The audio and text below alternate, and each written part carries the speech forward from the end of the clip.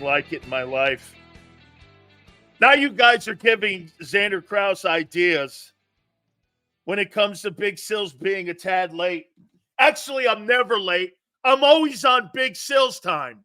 And if you're on Big Sills time, you're at the right place. What's the best phrase in sports? It's a football Friday on the Big Sills Show. Big Sills, the National Football Show. We welcome you aboard. Thank you. Big Sills is never late. Big Sills is never wrong. I live in the Big Sills world, and now so do you. And you know what that means. How could I be wrong in how I see things? How? Well, you're not right. Well, no, I'm right in the Big Sills world. That's how we do it, M. Reyes, and you know that. How you doing, Sue? Thank you so much. Guys, do me a favor. Please hit the like button. By the way, we are powered by our great friends at BetUS for the next 4 hours. Please hit the like button. First 15. We call it the Power 15. By the way, you know what's really cool about that? It reminds me a lot of radio.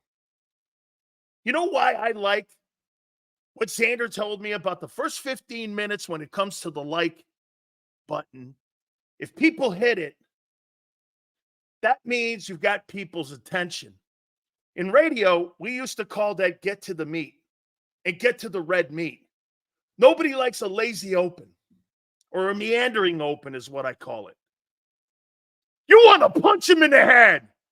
Hurt sucks. No, that's not the show. That's not the show. That's not it. Hurt sucks. No, that's not it. I promise. That's not it. Okay? It's not it. It's not it. By the way, Kellen Moore, we're going to talk about him. The Big Sills prediction. Jaguars versus Eagles. Week 9 of the National Football League. And get this, when I see actually something out there on a topic that I like, I am going to reference the person that put it out, and I may use it, and I'm going to hear. Do me a favor, guys. Please hit that like button. Let's kill that like button here on a Football Friday. Thank you, guys, for coming aboard. You have so many options. Zander will join us at 3:30. Jason Cole, our Hall of Fame voter, will join us at 4:30. And the legendary Philly Godfather for you to make some money at 5:30. Okay.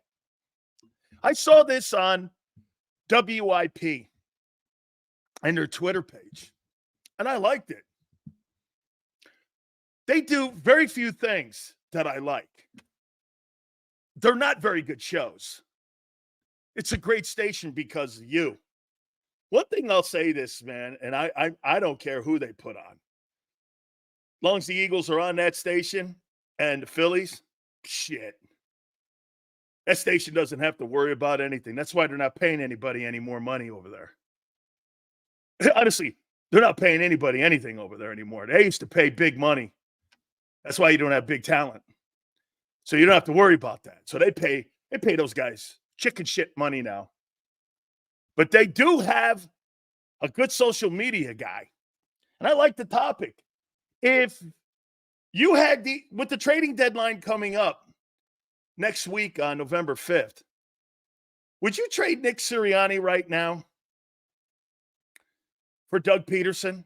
It's the Doug Bowl this weekend, by the way. It's the only reason we're referencing it. Would you trade him? I actually liked the topic. Little fun here on a Football Friday. Would you trade Doug for Nick? M. Reyes, nope, because Nick sucks as a head coach. He sucks. Nah, dude, why would you keep a guy like that? You know he's not a good coach. He has no job. Okay, one loony for another? Dude, Doug Peterson is a coach. No way.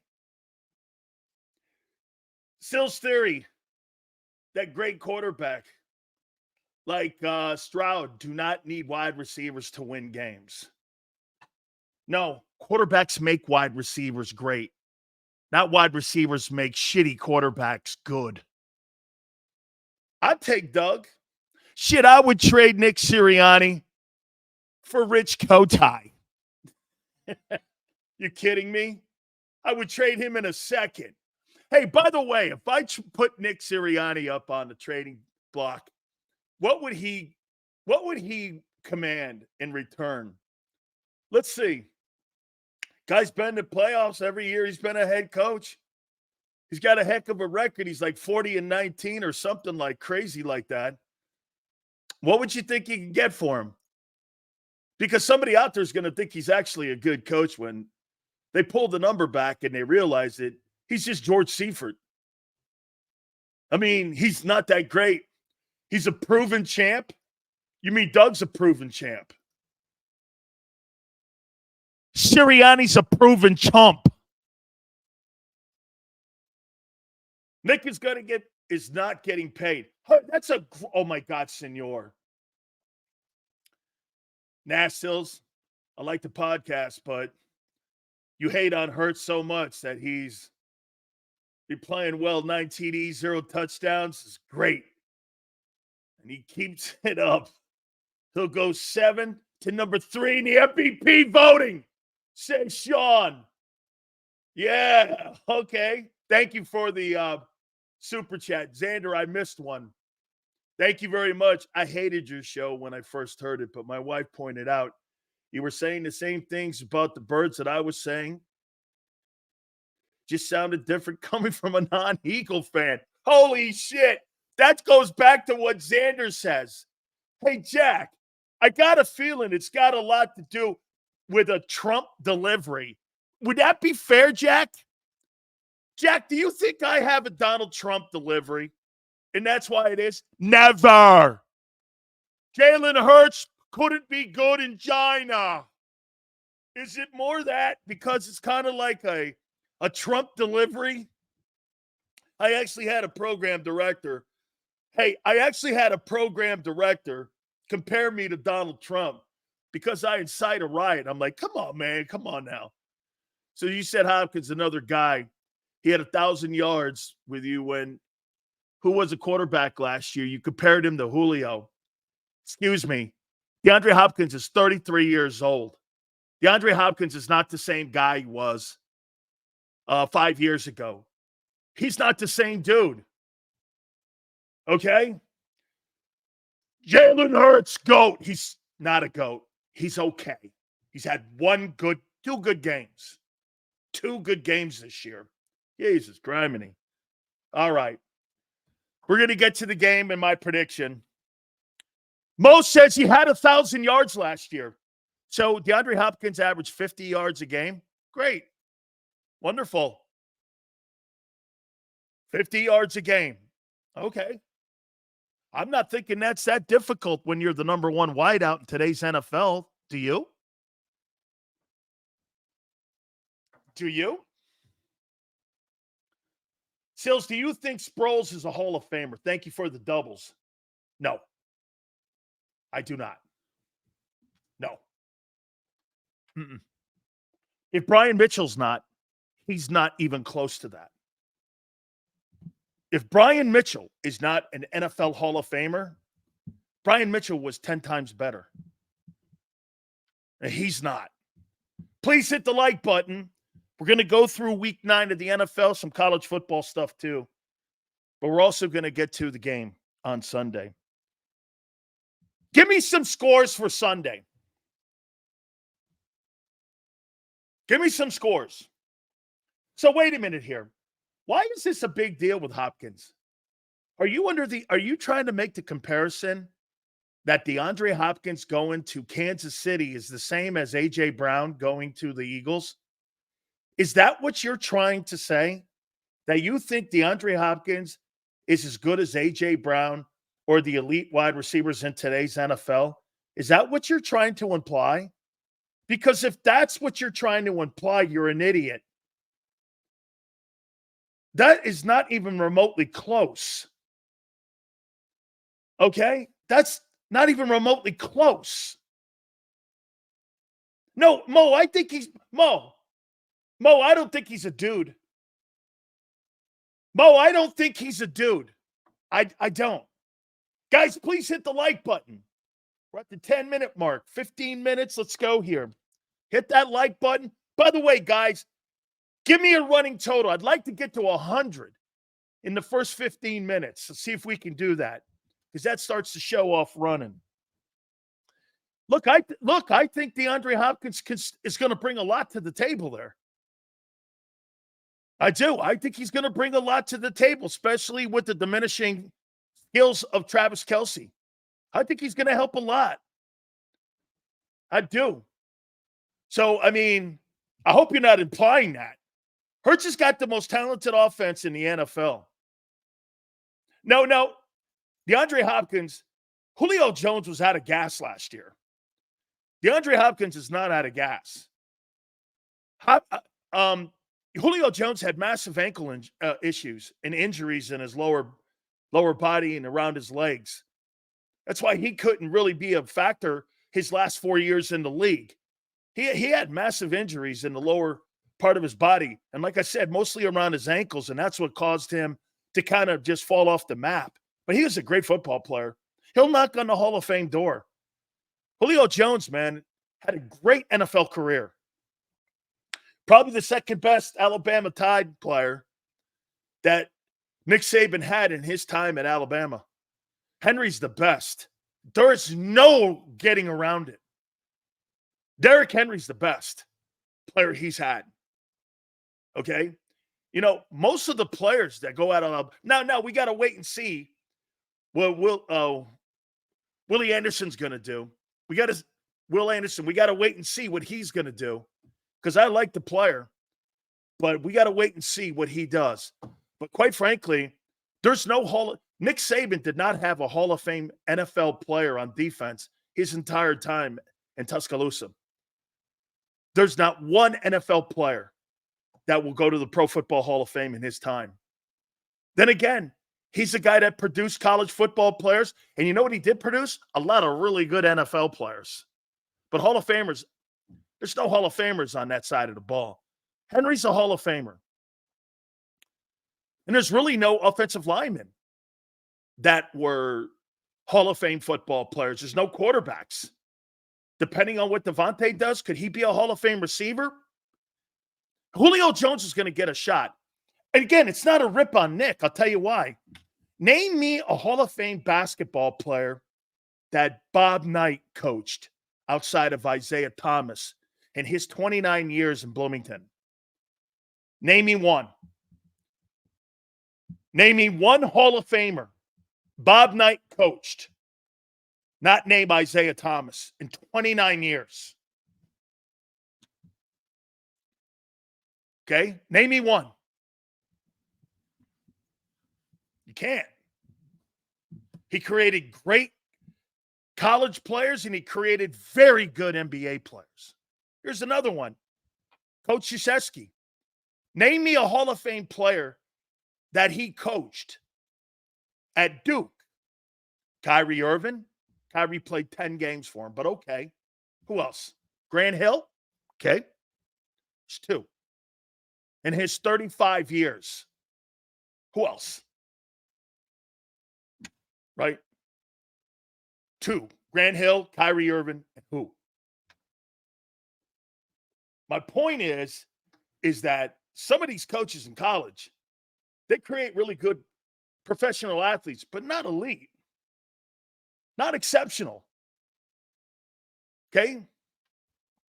Hit the like button, my friends. We appreciate you guys coming aboard. Thank you. I agree with Hurts. He makes plays, but he can't read the game mentally. Hopefully it won't catch up if take Jimmy Garoppolo type in our offense who spreads the ball around. Dotson's good to not be thrown to. Mo, yes, that's right. Garoppolo would be spreading the ball around more than Jalen Hurts, because that's his skill set. Jalen Hurts' skill set, he's more athletic. Do you understand, Mo, the difference between a quarterback like Garoppolo or a quarterback like Purdy comes down to athleticism? Jalen's more athletic. Jalen can rely more on athleticism. And sometimes when you rely on more athleticism, you don't have the propensity to be a good pocket passer. And that's where he is. And that's why you're watching Lamar Jackson start to mature into being a better passer right now than he's been in the last couple of years. Todd Monken has worked miracles with him in his passing game. I mean, he's on pace for 37 touchdowns this year, like he did back in 17. Sean, what about Surtain? Could be. We'll see. He's a heck of a football player. Heck of a football player. Absolutely. Sills, Bob Knight, Coach K, Saban, fit players into their system. They convince young players to sacrifice the individual for the benefit of the team. Very rare in today's environment. Yeah, that's why those guys, you see them as great teammates, but when you get to the NFL and they have to be individual superstars, they're really not. Alabama really has produced really good. And by the way, once again, there's a ton of them in the league. I'm not saying that. But I'm talking about the Ray Lewis type players or the Ed Reeds. There's none of those guys. And not at the volume that, say, maybe even Ohio State has been putting in. Okay? I mean, he produced a ton of good players. I'll tell you this. I think Georgia does an even worse job preparing guys for the next level. Look at how long it's taking these Alabama players in Philadelphia to get acclimated to the NFL. It's taken some of these guys 3 years to get acclimated to playing in the league. I mean, Nakobe Dean was nowhere to be seen in his first year. Second year also. Nolan Smith looked like he didn't belong in the league. Okay? I mean, Jordan Davis still looks like he's a half-ass player. Carter is getting there. Actually, Carter's probably more advanced than any of the Georgia players that I've seen come out of college.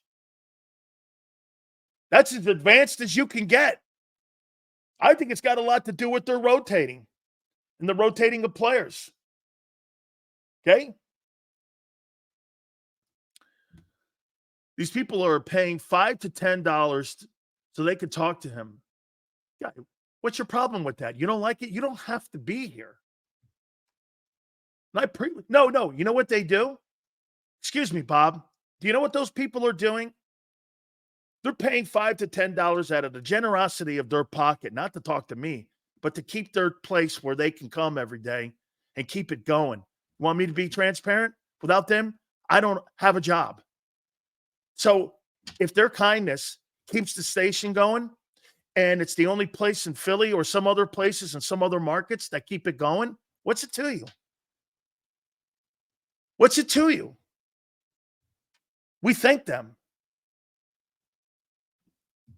Isn't it crazy when people care about other people's bullshit like that? I don't get that. Word Hurt spread the ball with Kyler instead of Nick. Yes. James, thank you, my brother. Thank you guys for all coming here. There he is right there, by the way. Big maniac, man. This guy's one of my favorite. Okay? Love that. Thank you so much, Maniac. One of the true guys that's been here since day one. Thank you, Sue, everybody, man. I can't thank you enough. You guys put a smile. Hey, by the way, I said this before. I have been in broadcasting for 37 years. I've never had a funner time doing what we're doing now. Honest to God, man. Thank you, Sue. Appreciate all of you. Please hit the like button for us. We appreciate it more than you know. All right. Let's get into this week's football game. I think it's going to be an interesting game early. I do. I think it's going to be an interesting ball game. By the way, you want to hear something before we get going? Two things before we get going here on Jags and Eagles. Can you imagine this? Do you know what the big news right now? To show you about Kellen Moore. We're going to talk about Kellen Moore here also. You want to hear something crazy? So let me get this right. Cliff Kingsbury was in Chicago, and he wanted to work with Caleb Williams. And he wanted to be there with him. And he wanted that job as offensive coordinator, or he wanted the Eagle job. Chicago let him walk out the building. And look at the job Kingsbury's doing now with Daniels, who he had no idea. I'll say it one more time. Shane Walters, he's not the right coordinator in Chicago for Caleb Williams. You can see it. He's not the right guy for him. Dude, every single marriage, whether it's football or life, not everybody is compatible here. Not everybody's compatible. Sometimes coaches don't fit. Sometimes they fit in other places. Hey, how many times have you tried and gone for a job you thought was going to fit you, and when you got there, you hated it? Dude, I've done that a bunch of times. I thought me going to South Florida and going to Miami, WQAM, where I played my college bowl, I thought that was going to be a grand slam. I hated every human being on the planet in that building. Outside of Joy Taylor, I hated everybody. Get this. I left iHeart / Clear Channel. I was there 14 years. I was there. I loved 98% of the people in the building. I was down there at QAM for a year. I hated every human in the building. Not every place is going to fit. Not every place is going to fit, and every person that you work with is not going to fit. They didn't give Cliff Kingsbury, and Cliff worked with him at USC. Look at the job he's doing. They got the wrong coordinator around Caleb Williams, and you got a defensive-minded coach and Matt Eberflus. And like I said, we're going to get to Kellen Moore here in a minute. Oh, by the way, as we get into previewing Sunday's game, how about that Hassan Reddick? 8 pressures and a closeout sack. Gee, does that remind you of something? Did you see Reddick last night? Holy shit. Boy, did I miss that. Holy cow. If you're the Eagles and you were watching that last night, that guy was a force. You're getting pressure in the middle. Now you're getting it on the perimeter. Dude, Reddick was shot out of a pistol. A pistol. Fantastic. Saved their season last night. Unbelievable. 8 pressures and a closeout sack. Insane. Insane. Hey, get this. Look at this. Look at this guy, what he said. Hey, Sills, what's the Jets' record? You've beaten one team with a winning record. Don't sound like you're beating fucking teams. You ain't beating anybody. Who are you talking about? Guys that beat one team with a winning record. Sorry about the grammar yesterday. McNabb was allowed to watch from the sideline. It's all good, Mark. Talk about your grammar. How about my reading? Sorry about the grammar yesterday. McNabb was allowed to watch from the sideline his rookie season. Jalen Hurts was thrown into the fire with numerous offensive coordinators. Mark, it's true. But that's going to continue because that's the way the Eagles do business. Thank you for the super chats, guys. It took William Floyd a minute. Maybe Nolan can catch on.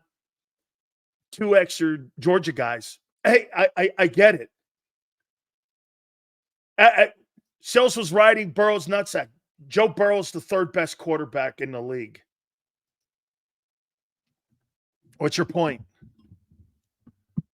He's the 3rd best quarterback in the league. He's probably had one bad game. Joe Burrow's the 3rd best quarterback. Hey, get this. Senor goes, Burrow has a losing record. That's not an indication on the quarterback. That's an indication on the team. Just shows you. You can have a great quarterback. If you don't have a full football team, you're not gonna do anything even with a great quarterback.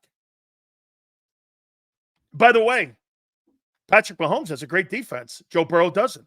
If Joe Burrow had a great defense, they'd be undefeated too. All you got to do is look across to the champion. Right? Nobody on the planet except people in here would ever think Joe Burrow's is not a better quarterback than Wishbone Hurts. Nobody. Nobody. How about this? Do you think Howie Roseman would trade straight up Jalen Hurts for Joe Burrow? I guarantee you the Bengals wouldn't. I guarantee you the Bengals wouldn't. He would not. He would not. Yeah, baby. There you go. That's what I'm saying. 116. Hey, that's what I'm saying. Way to keep it going, guys. Okay? Well, what? The guy's negative? Well, what am I saying? It's not true. The Bengals would never take Jalen Hurts over Joe Burrow. Wait a minute. Let me ask this. How many people believe that the Bengals would trade Joe Burrow for Jalen Hurts? Just a question here. How many people believe they would do that?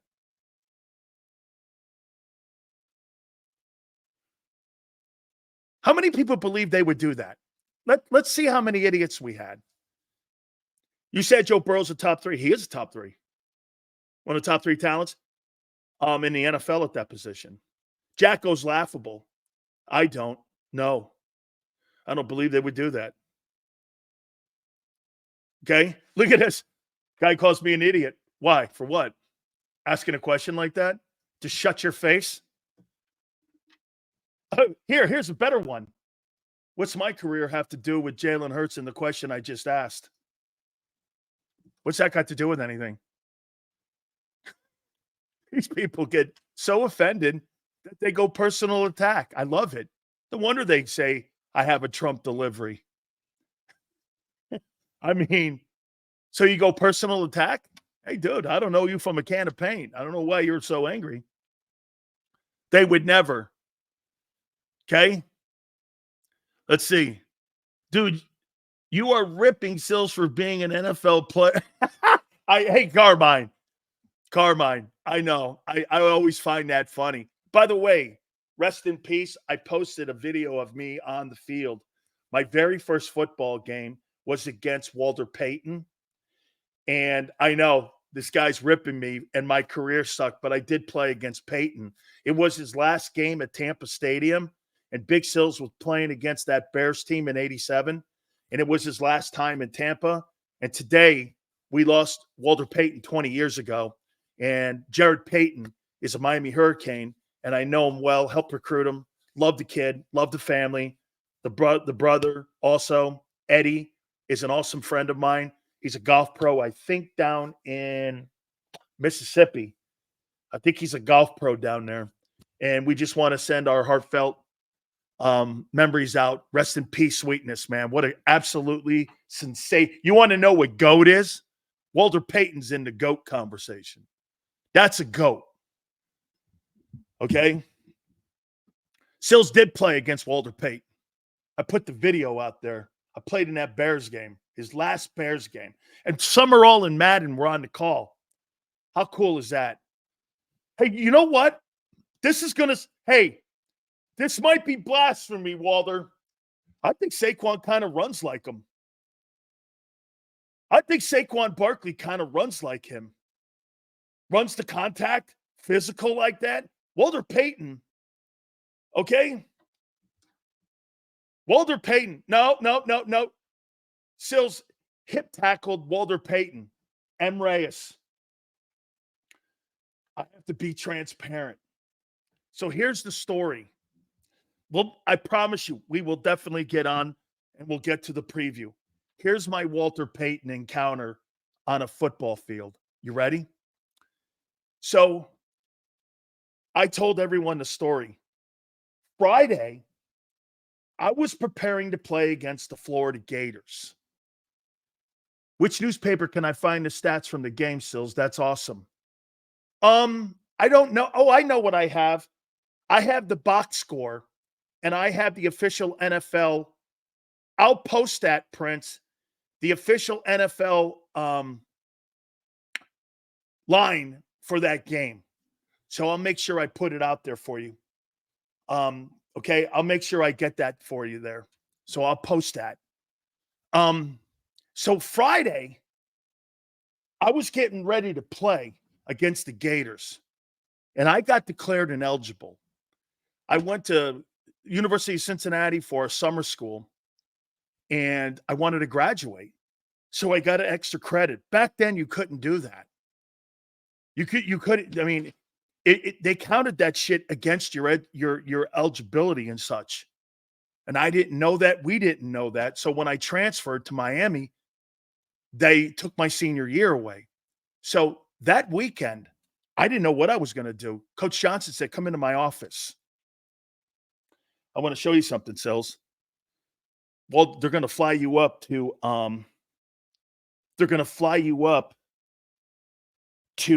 Tampa. And I think they're going to draft you in a supplemental draft. By the way, Chris Carter went in that same supplemental draft with Brian Bosworth with me. And I was like, what? So I fly up, we go up there, and they meet with me, they talk with me, they do all that stuff. Oh, here it is.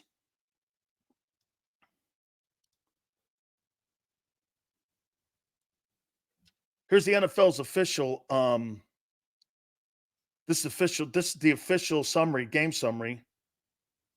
I was a substitute in that game down at the bottom. Big Sills. It was my very first football game. I'm trying to find the stats there for you, Prince, in that game. Here's Big Sills playing against the Bears. I'm at the nose, playing the nose. Arm over. Hildebert's got Big Sills. Not good. That's Payton in the backfield there on the right. Boom, arm over. Double teamed. Shit. I'm moving the pocket like Jordan Davis. Boom. Look at that. Okay, anyway. So they end up drafting me. I get into I have my equipment. This is Sunday. It's my very first football game. And they go like this. They said, oh, here it is, Prince. Here's the official stats in the game. Let me see what I did.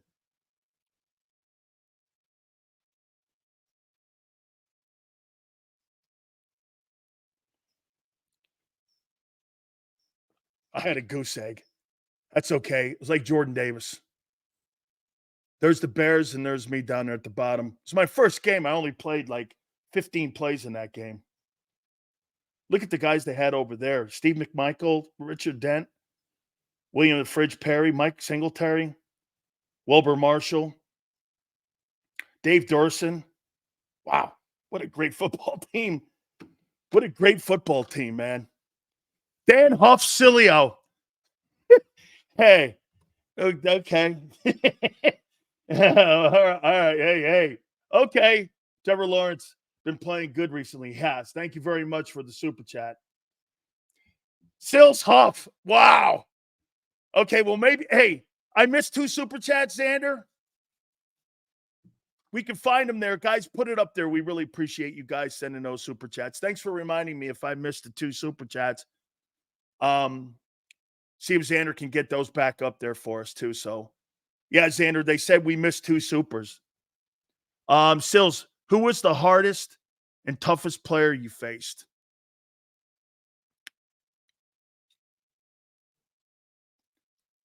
True. Bruce Matthews, Mike Munchak, Don Mosbar. I'll tell you who the best football player I ever played against was Eric Dickerson. Holy fuck, was that guy great. I mean, he was really – dude, Ray Donaldson was good. Ray was really good. Big C, he was good, man. Yeah. Anyway, so I get into the game. Walter Payton does this to me.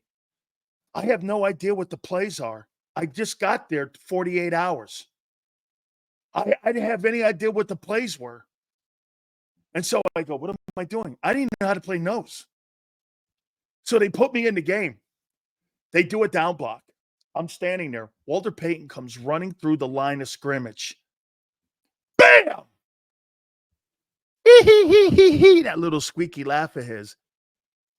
Irv Randall, John Randall's brother, is laughing behind me because he made me like kind of throw up a little bit in my mouthpiece. I was like, was hot as hell too, man. I was like, damn, thank God.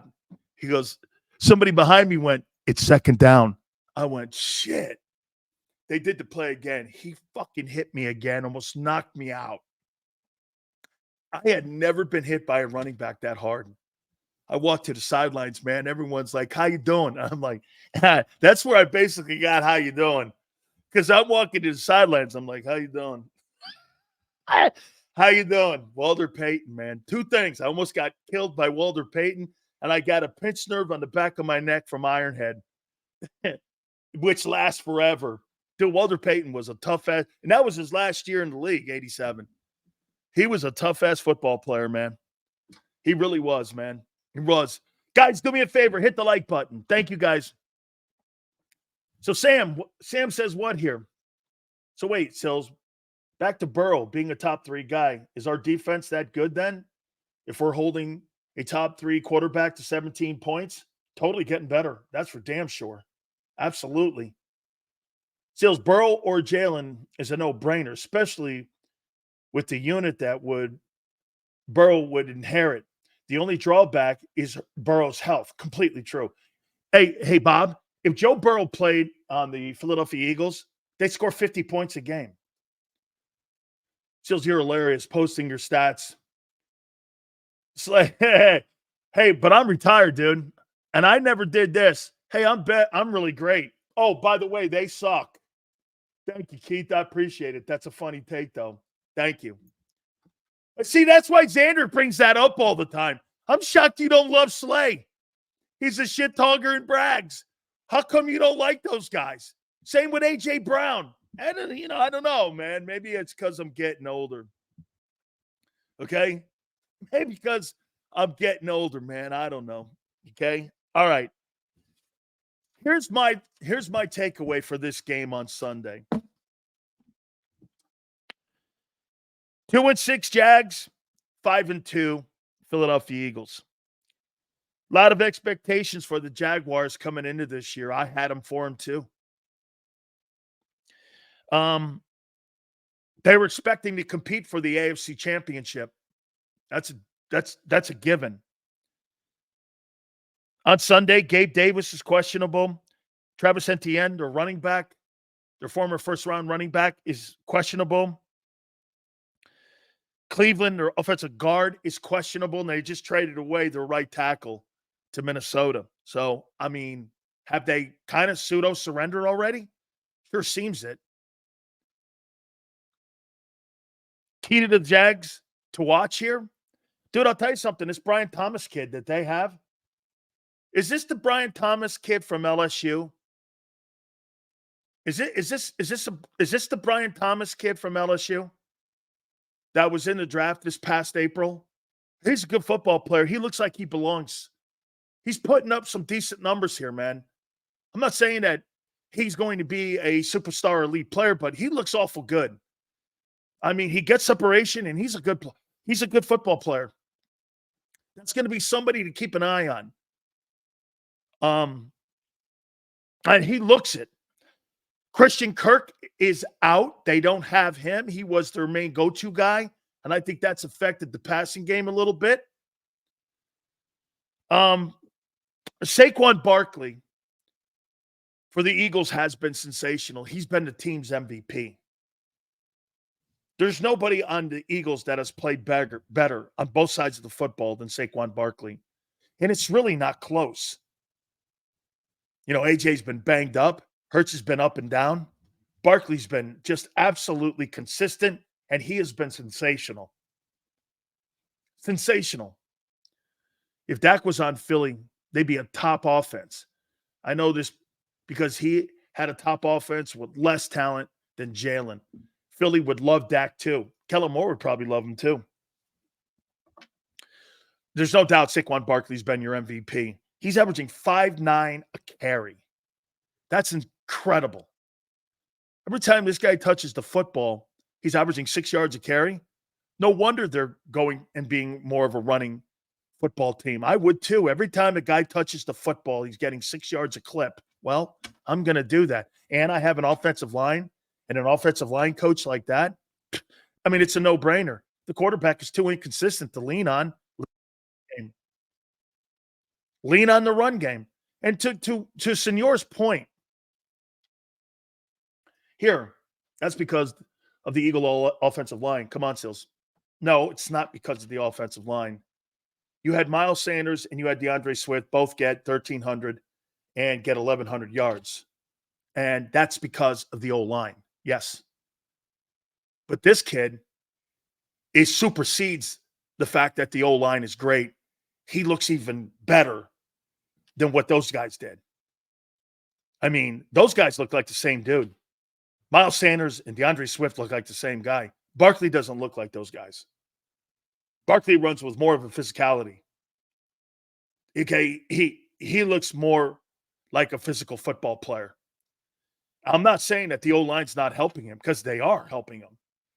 But he's better than those last two guys, and they were beneficiaries also of the Eagle O-line, but not to this extent.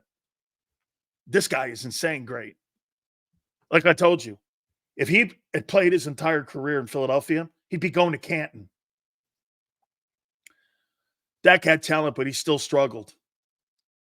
Dude, well, Hurts struggled too in the playoffs last year. He's had one playoff season that was effective. The other two have been nothing. Been bounced in the first round of both. He's never won a playoff game on the road either. I mean, that has to be an issue. And he's 2-3 in the postseason. It's funny. People go, we got to a Super Bowl. Hey, he's underwater as a record in the playoffs. He's never won a playoff game on the road. I mean, I don't know about you, but okay. Hey, Jimmy Garoppolo got to a Super Bowl. Awesome. I compare him to Garoppolo. Garoppolo got to a Super Bowl too. So, I mean,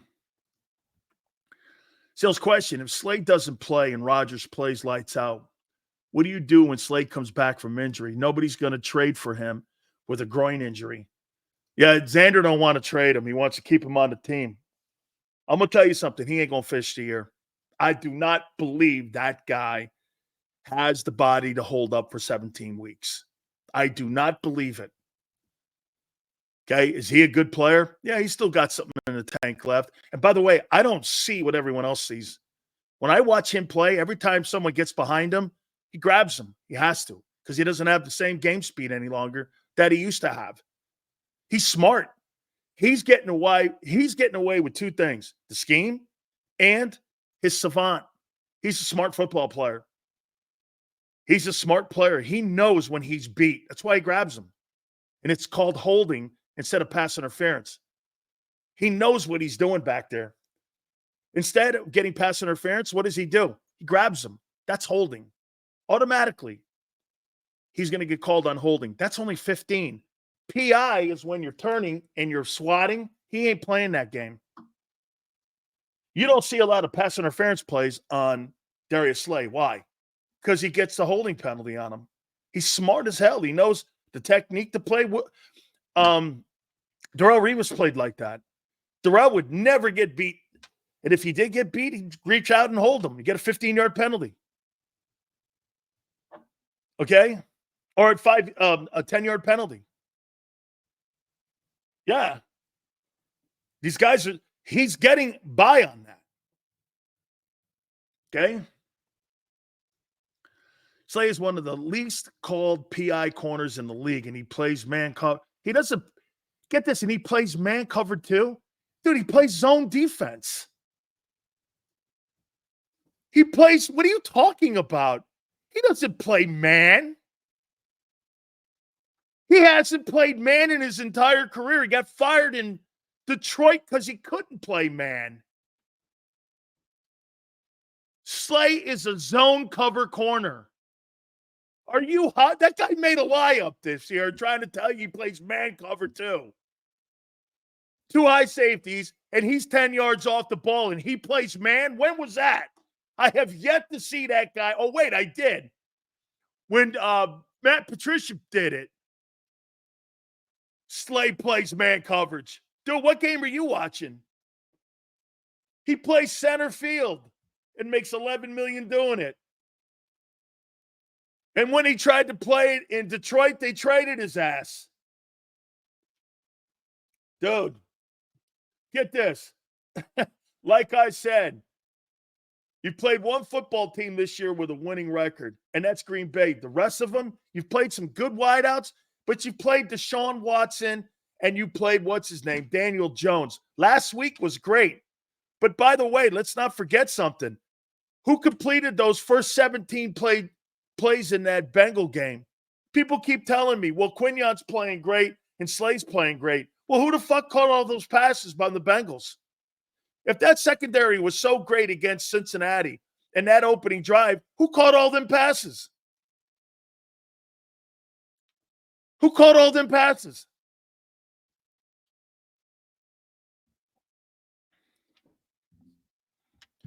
I don't think the Eagles are going to have a tough time moving the football against this Jags team if they run it.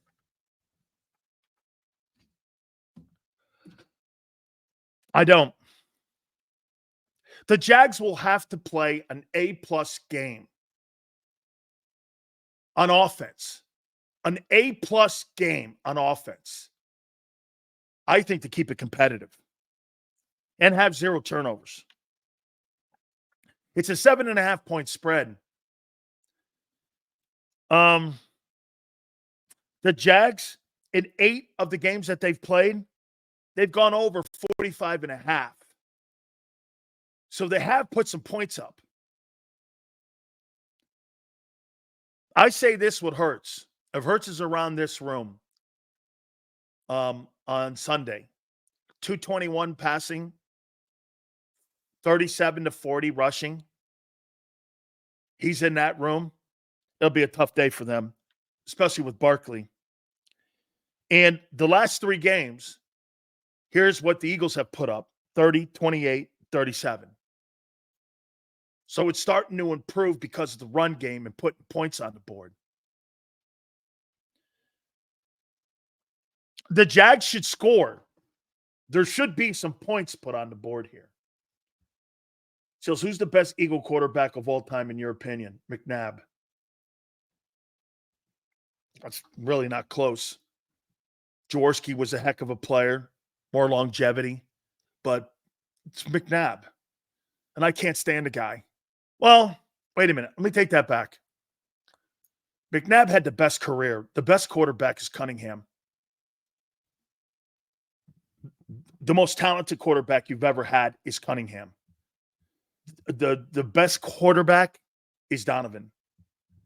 Donovan won more than any quarterback in Eagle history in the postseason. I mean, he's got a great winning record in the postseason. I mean, he's gone to 5 NFC championship games. There's no quarterback in Eagle history that's won more. None. Number 5 will always love you. Reminds me of Big Sills saying that to his haters. Yeah. No, McNabb has had a great career in Philly. He did. McNabb had a great career. But my guy was Cunningham, because Cunningham, like I said to you, Cunningham was Patrick Mahomes before Patrick Mahomes. Okay? Why is it acceptable for a player to consistently fail? McNabb's the biggest choke artist who smiled at everybody, every bad play, and the guy who had your hopes up and threw it up right threw up right on the field. David. So in baseball, a guy who hits 300 fails 70% of the time. And if a guy doesn't win a World Series, he's not a Hall of Famer. He fails in baseball. You fail 70% of the time. In football, most of the quarterbacks that we talk about today have all losing records in the postseason. There's only 2 right now that are active that have postseason records above 500. I think it's Joe Burrow and Mahomes. I think golf's 4-4. I mean, all the quarterbacks have losing records. You all guys, they all have losing records in the postseason. Purdy has a winning record. Purdy has a winning record in the postseason. Okay? Maybe Flacco, maybe Joe, I'm not sure. Maybe Flacco does too. So Flacco, Purdy, Mahomes, probably only 3 guys. Russell Wilson probably has one. I think he's 9-7. I think he's 9-7. Guys, please hit the like button. But not your buddy Josh Allen. No, Josh has a losing record, just like Hurts does. Just like Hurts does. 2-3. Never won a game on the road. Any game in the postseason on the road. And actually, in every road game he's played, he's been murdered in it. I mean, so the Eagle defense has played well the last 6 weeks. I'm saying this. 33-17 Eagles. 33-17 Eagles. I think they're going to have a tough time staying close in this football game. God, I do. I think he's going to have – get this. Look at this guy. Well, what position does Joe Burrow play on defense? Wait a minute. About 20 minutes ago, you talked about a guy with a fucking record, and now you're talking about defense. When I bring it up, it's not been his issue. Now you're bringing it up with Hurts' defense? Holy shit, guy. Flip-flop! Josh Allen doesn't have anybody. That's why, Lawrence. Name me an offensive football player that could start in Philly that plays in. Name me one guy in Buffalo that could start in Philly offensively as a skilled guy. One. Go ahead, Lawrence. Name me one guy that could start in that Philadelphia Eagle offense as an offensive dude. One guy. The tight end? I don't think so. Over Goddard? No.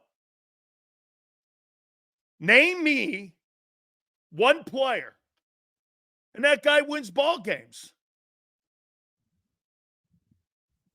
Dude, I'm not doing the Josh Allen stuff with you any longer.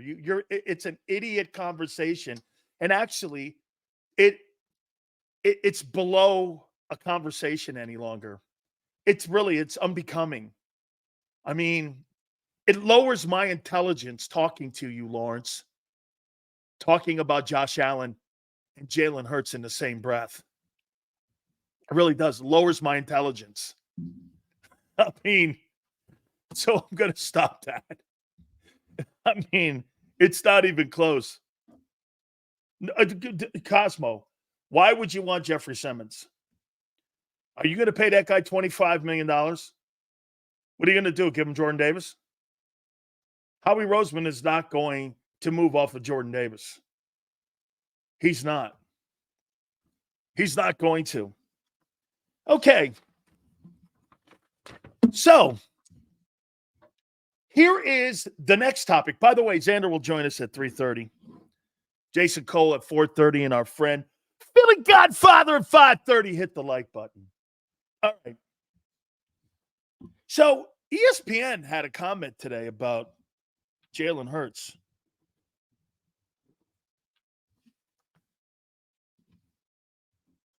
Is Jalen Hurts making the offense better Or is it Kellen Moore that's influencing the offense over the last 3 weeks? Has Kellen Moore, and I think this is funny, Zander. I brought this up the other day. Do you think Kellen Moore has made Jalen Hurts a better passer? Well, ESPN brought that topic up. And they say this, that Kellen Moore is influencing Hurts. And I say that's bullshit. Or am I wrong? Do you really see Kellen Moore improving the offense from a year ago? Especially this. Hey, here, ask yourself this. Is this offense better after the first 7 games than it was a year ago? Wait, Akbar, do you think this offense is better now than it was after the first 7 games last year? Do you? Get this. Well, you were undefeated last year after the first 7, weren't you? Was it 7-0? Or were you 6-1? This offense is objectively better than last year. Are you kidding? So you look at this offense and you think this offense is better this year than it was a year ago after the first 7 games. You were 7-0 last year. Thank you very much, Samuel. You were 7-0, and M. Reyes says that this offense is better after the first 7 compared to last 7. I don't think so. I don't think it's better.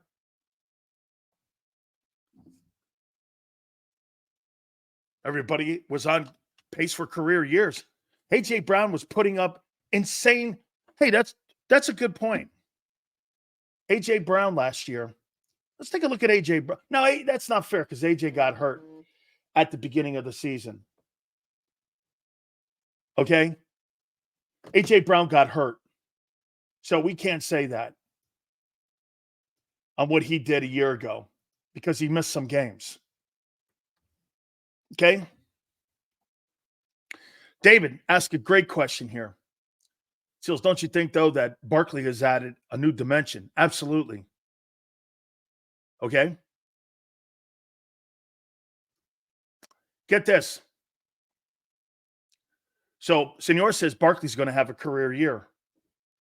Well, that's not improving the passing game. Like I said, Hurts is on pace for 19 touchdowns and 3,600 yards. Where's the improvement? In him. So you're saying the more that Barkley's on pace for a career year, okay, I got it. So I think the defense and the quarterback is better than last year. Well, shit. You were second in run defense in the first 7 weeks or first 7 weeks of the season. You're number 2 in run defense, and you were shutting teams down and shutting them out, actually, in the first 7. How in the world are you saying that this offense is better than it was a year ago? I don't get it. I mean, what exactly are you looking at? Oh, the last 3 weeks when you've run the ball more?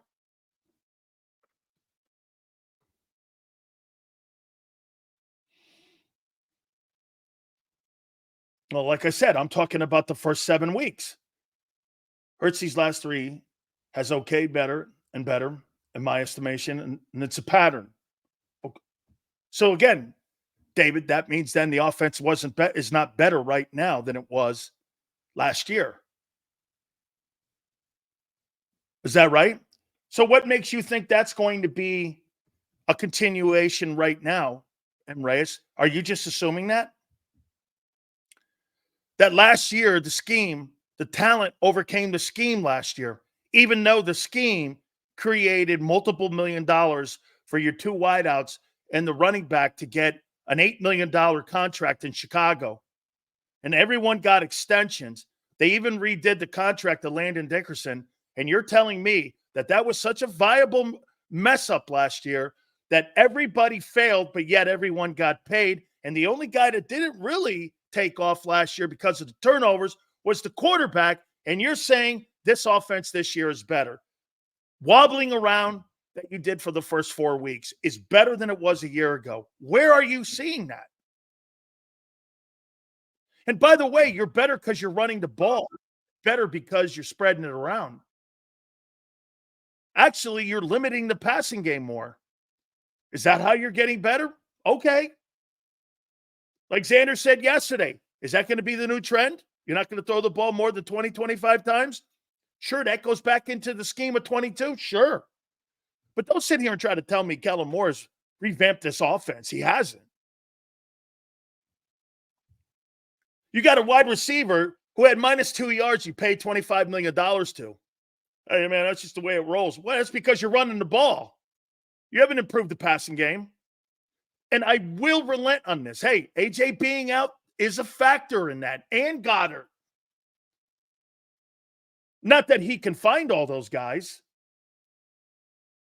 Get this. Now you're saying this. Then why were you guys posting last year 10-1? That 7-0 wasn't as it appeared. Well, how do you know this 5-2 is what it appears? Because of Barkley? All right. Ain't because of Hurts. Because of Barkley? Sure. Dude, Barkley's carrying the mail right now. It ain't Hurts. You're hoping he's going to continue his trend of not turning the ball over. You know why I think this is a big game this weekend for him personally? Because on the flip side of that, you got a pretty good stretch of ball games where you're going to have to play at least B football to beat those teams. You're going to have to at least play B. You could roll your helmet out against some of these teams and beat the shit out of them, in my opinion. Running game is miles better than last year. Barkley Swift, Jalen looks faster this year. Okay? So the running game. You're right. Passing game hasn't improved. That's still a work in progress. You know why it's a work in progress? Limited availability of the receivers and the fact that the running game's picking up. So to sit here and tell me Kellen Moore has made some sort of magical imprint on the offense is asinine and stupid. They're going back to 22. They're going back to 22 because Barkley's making them and Hurts running the ball are making them go back to 22, Lord's grace. They're still struggles in the passing game still. Now, the running game has opened up single coverage. This is what they're finding out now. Saquon Barkley's importance to that huddle is the most important player in that huddle for your quarterback. It's not A.J. Brown. Because if Saquon Barkley gets taken out by an injury and you got Kenny Gainwell, they're going to double those wide receivers. And guess what? You're limited on your running game, and that thing's going to go to hell. Barkley's the key to this thing. He is totally the key. He's been your MVP. Why does Jalen not have a 300-yard passing game yet? That's not really that important. But other quarterbacks do because they got more skill set in the passing game. Dude, Forrest, Jalen is not a passing quarterback. He is not consistently going to give you 300 yards like these other guys like Jaden Daniels. I mean, he's not that skilled at it. He's a great athlete, though, when given the dual opportunity to run it and throw it. Like I said, 223, 225, 40 rushing yards. That's gold for that offense. Barkley gets 128. You're going to take that thing a long way this year. Lane just said it. Just said he, Milan, and Dickerson asked Nick to make the offense run-based. That's yeah. Get this. Hey, Big C, I want that confirmed. Where'd you hear that? Hurts needs everything around him to be perfect. A lot of quarterbacks do. Last year we had no blowouts. This year we have 2. I want that confirmed, that Lane and Mulata said that they went to the coaches and want this thing. Hold on for a second. So Mulata and Lane and Dickerson said they want this offense to be more run-oriented. Huh. They wanted to take the passing game and downsize the passing game, those guys, and take the game out of Hurts's hands a little bit and put it more in Barkley's hands and their hands. Okay. Interesting. Hey, wow. Eagle defense will complement the offense just like Mahomes' defense helps him out. Eagles defense getting turnovers now. Well, 1 game, but yes. So wait a minute. I got to see that. Jeff McClain. Are you kidding me? Is that right? Jeff McClain, I got to see this because this is an indictment on your quarterback.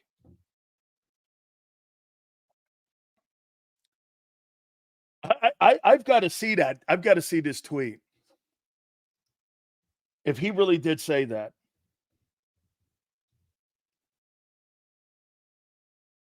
I got to find this.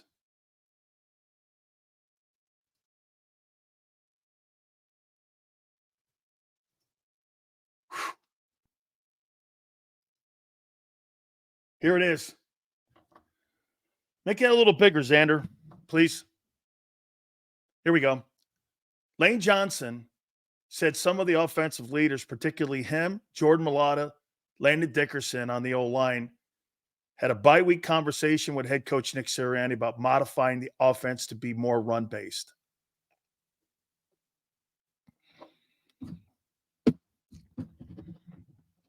You're welcome.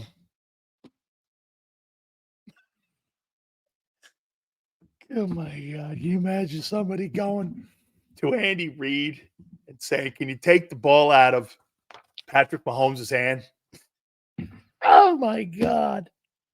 Can you imagine somebody going to Sean McDermott and going, hey, can you take the ball out of Josh Allen's hands and put it more into ours?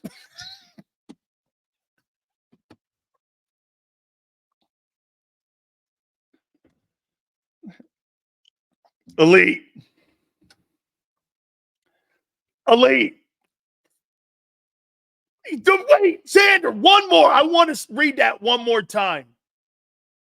Hold on here. So let me read it how Big Sil sees it.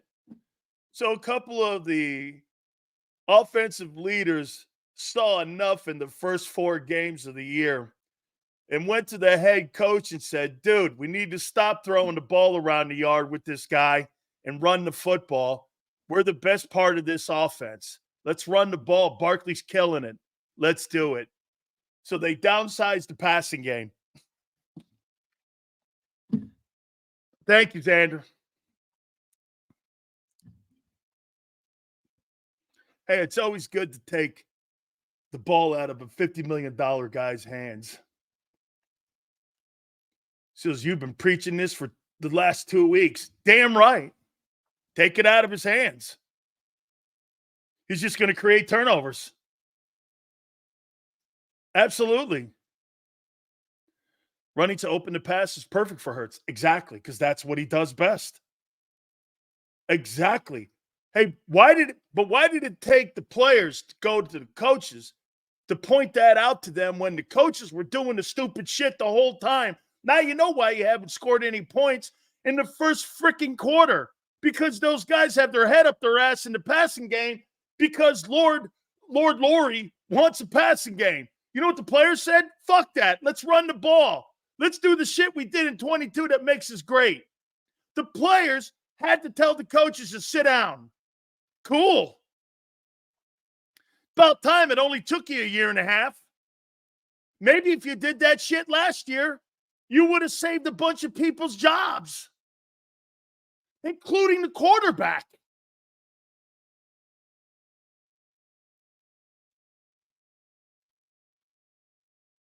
Hey, right. How come it took a year and a half? Fields, can you blame him? That quarterback taking food off the O-line's tables by taking all those 10-second sacks. O-line guys are saying this quarterback is cooked. No shit, it's a total indictment on the guys. How about this? Wait a minute. Let me take that back. It's an indictment on what the coaches wanted the quarterback to do in the organization. They finally got told to shut the fuck up. Cool. Leadership. Yes.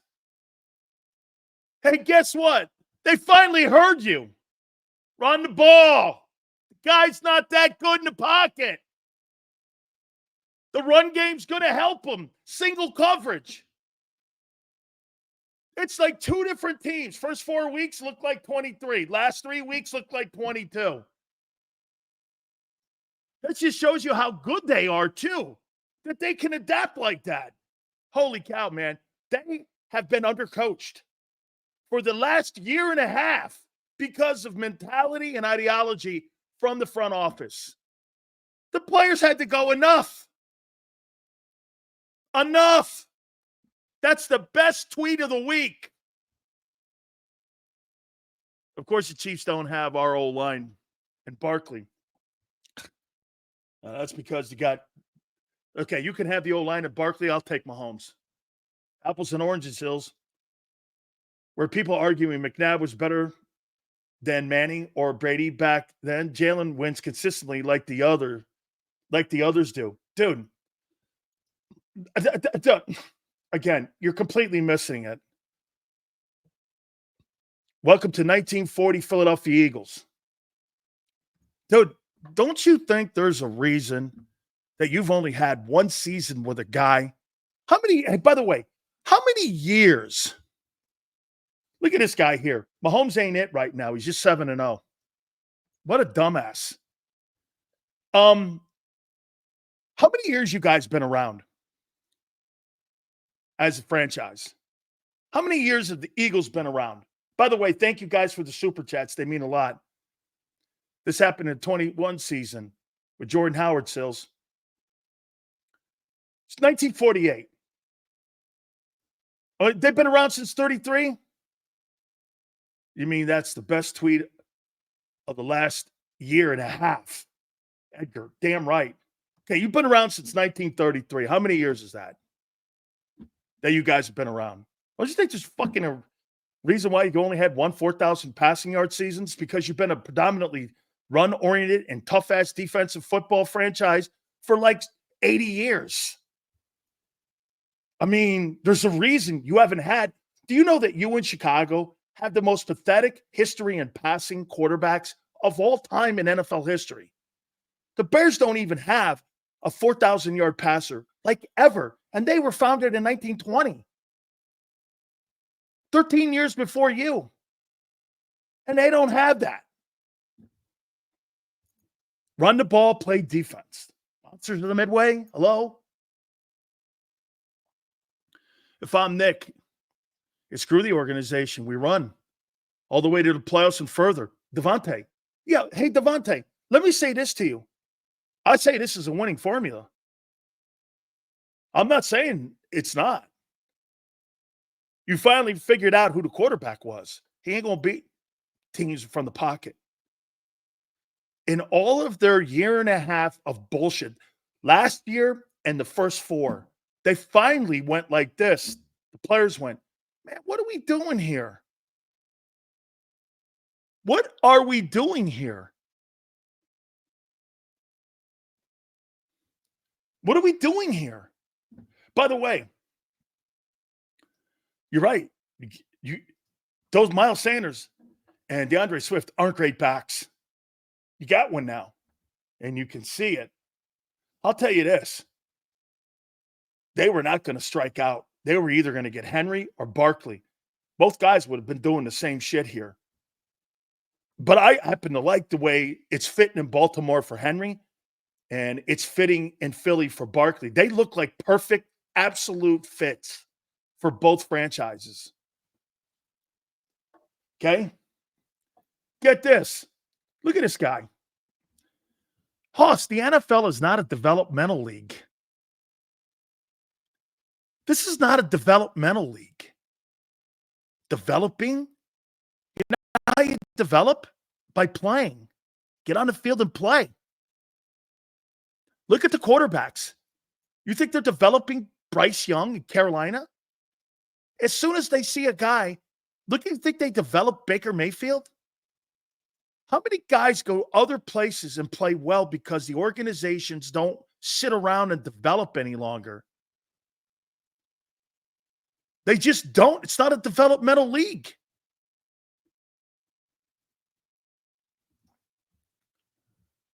Seals, the college game does not develop quarterbacks like they did back when we were kids, embracing the run, the pass. That's right. Which just would be an absolute no-brainer. Think about this, Bob, what you're saying here. When Ben Roethlisberger got to Pittsburgh, and think about all the quarterbacks that had early success between those 2004 quarterbacks that came out in that draft. I think it was Eli, Rivers, and Roethlisberger in that 04 draft. Who had the best run game? It was the Steelers with Bettis. He went to a Super Bowl. He never had a losing season in Pittsburgh. Eli had Tiki, and they won early. And by the way, Rivers had LaDainian for a bit, and they won. They went to an AFC championship game. When those guys went, like Russell Wilson lost Marshawn Lynch, it was over for him. Okay, Sills. So is Hurts a lost cause or what? No.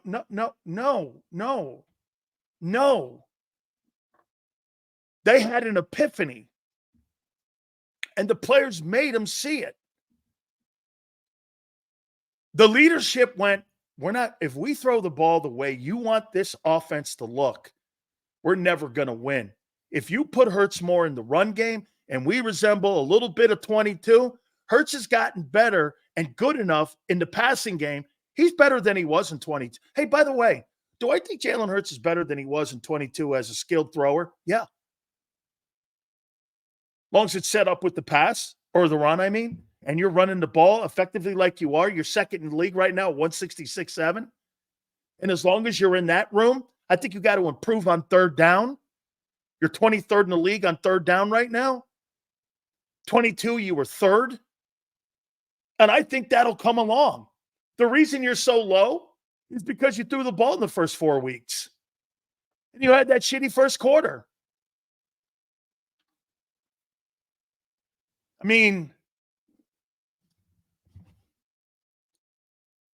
So, taking the ball out of his hand and limiting his throws is a good thing for the guy. My bitch is about the organization more than Jalen. The players had to tell you who the quarterback was. By the way, I don't think the quarterback is not embracing it. So if it's landing like that and you think, I don't think Jalen thinks, I think he's all for this. Remember what he said at the press conference? He said this at the press conference. Everyone's got to roll and you've got to take team statistics. I think he's talking about him. And you got to throw him out the window all to win games. Now I know why, because he's on pace for 3,600 yards, what Vegas had at the beginning of the year for him, and 19 touchdowns. I think that'll tick up. He'll probably end up somewhere around 37, 38, 23 touchdowns. But I think he's going to have like 600-700 yards and probably 10, 15 touchdowns again. And you're going to look exactly like 22, and you're going to be a formidable team. The key will be your defense, though, if it continues to improve. Look, finding the identity of the offense is the one part of this. Seeing consistency with the defense will tell us if they're going to be a true Super Bowl contending type team or a team that can go far in the playoffs. It's too early yet. They're just finding this now. They're looking and seeing, and I think they found it on offense. Now we got to see this on defense week in and week out. That's why this Jags game. You know what I'll be looking for with this Jags game? Hey, man, are you going to continue to play the way you are playing up to your ability? Or are you going to play down? Zander's like, this is fantastic news. It is. They, in theory, told them guys upstairs, that ain't working for us to win a title. Hey, you're going to win a ton of games that way, but you're not going to win a title that way. Remember what I've always told you guys. I never had a problem with Jalen Hurts 2022. You're going to win ball games. It's just not going to last as long as you think it is. I've never had a problem with the way Hurts played in 22. And if you stick to that kind of style, you're going to win games, and you're going to go and do things in the postseason. A year and 4 games, the way you were playing, you were not going anywhere. You were not going. He's a better thrower of the football now than he was in 22. Okay? Do you think they wanted to rush his development? It just didn't work out the way they wanted, and it just didn't work out the way they wanted. You know what they realized, Always Sunny? You're never going to get Jalen Hurts, a coordinator, that is absolutely going to be a coordinator that's going to be around for a long, extended period of time to be able to develop the kid. But what he does do well is when the game is in his hands and he's got to make those RPO decisions, and now that he's a better passer now with single coverage, you're seeing it, especially against the Bengals. By the way, you know the most impressive throw I've seen Jalen Hurts throw? You know the most impressive throw was that 4th down throw to AJ, and he got smashed in the face on that throw.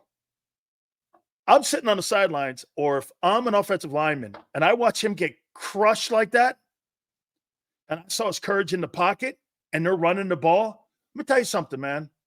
You got a guy doing that shit and throwing pinpoint because the passing lanes are open because they're running the ball and all linebackers have to move up to the line of scrimmage. Let me tell you something. If that defense comes around and it is cooked by December, you're going to look a little like the Chiefs a year ago or 2 years ago when they beat you. Your success is now on that defensive side of the ball. If they stick to this, and I think they want to stick to it because the players want to stick to it now. Funny. No wonder the question was asked, and I think Jeff McClain asked it with Nick Sirianni today. He asked the question, how much of it is player? Nick really didn't want to answer it because he didn't answer it like Jeff McClain posted it. Because Nick was asked today, let me get to it. Yeah, Sirianni was asked about player involvement. And he said this. Yeah, no, it's kind of like collaborative. You know, the coaches will come up with something, we'll see something, and then we'll ask them how they think it fits. It's funny, right after that press conference, Jeff McClain posted that Lane, Millard, and Dickerson said, hey, look, we want this team to be a run offense. Because Jeff was told this probably by Lane or Jordan. Again, it's not bad news. Here, watch this. Steels, would you rather have the ball in Jalen Hurts' hand when he's running a style and a offense that resembles 22? Yeah. Yeah. Would you want him to have an offense that they've been running for a year and 4 games? Absolutely not. He's not capable of it. He's too underdeveloped. And you don't have a coordinator that's worked with him long enough.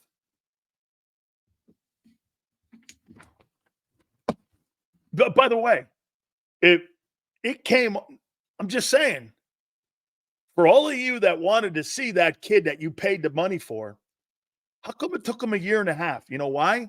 Stubbornness. Front office. They went to the coaches and told them, we're not going to win a Super Bowl. Hey, we're going to win games, but we're not going to win a Super Bowl with this. And you know what you have? Those guys don't want to have Secretariat in the barn. They don't want Secretariat in the barn.